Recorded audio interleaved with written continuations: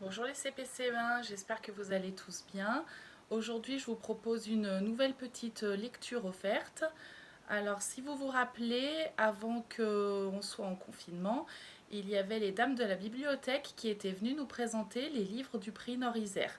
Normalement, on aurait dû voter au mois de mai et finalement, ça n'a pas pu se faire, mais je voulais quand même vous présenter les différents livres dont on avait commencé à parler un petit peu avec les dames de la bibliothèque. Donc aujourd'hui, je vais vous lire J'en rêvais depuis longtemps. J'en rêvais depuis longtemps.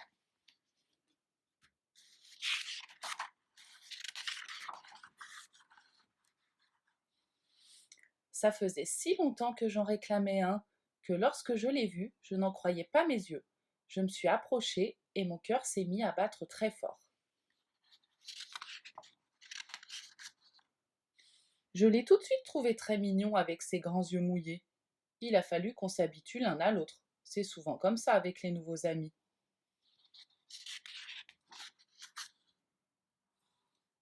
Je sais que c'était un cadeau, mais quand même, j'aurais aimé le choisir. Parce qu'il y en a des tas de différents. Bon, c'est pas grave, il est quand même super. Et je crois que, de toute manière, on se plaît bien.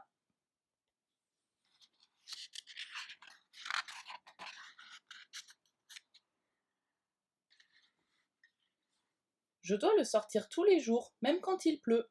S'il reste enfermé toute la journée, il devient un peu zinzin. Et ça me permet aussi de le montrer aux copains. Tous mes amis en ont un, mais je crois que c'est moi qui ai le plus beau.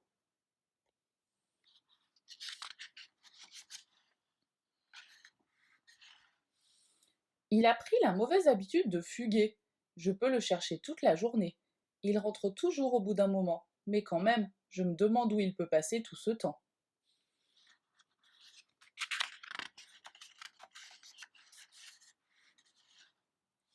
C'est pareil quand on part en vacances. J'ai peur de le perdre.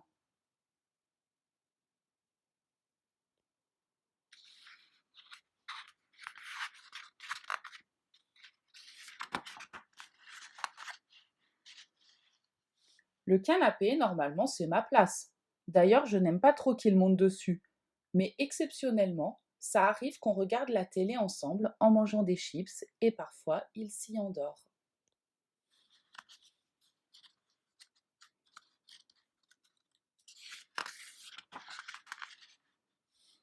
Au début, je voulais qu'il dorme dans ma chambre.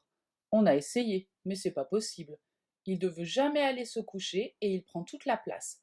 Je crois que je vais plutôt l'installer dans la grande niche du chat, à côté de la mienne. Comme ça, on ne sera pas très loin.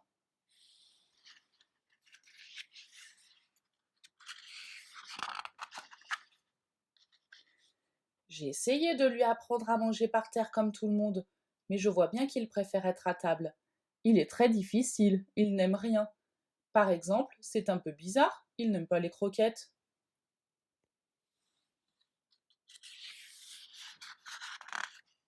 Il est incapable de se laver tout seul. Heureusement, j'adore le brosser. Une fois sec, il est tout doux et tout chaud.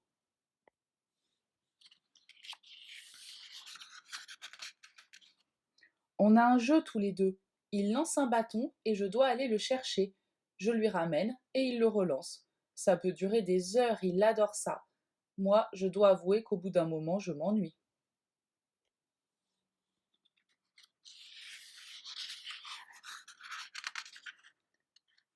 Maintenant, on se connaît depuis longtemps. Ça se compte même en années. Il a bien grossi. Il prend plus de place dans le canapé. Il n'aime toujours pas les croquettes, mais on est restés les meilleurs amis du monde. Alors voilà, c'est fini. Maintenant, je vais vous poser une petite question pour voir si vous avez bien compris l'histoire. Quel est le personnage principal de cette histoire qui nous raconte sa vie du début jusqu'à la fin? Il y a un personnage qui parle, c'est qui? Et je vous donne la réponse avec les petites explications dans la deuxième vidéo. A tout de suite.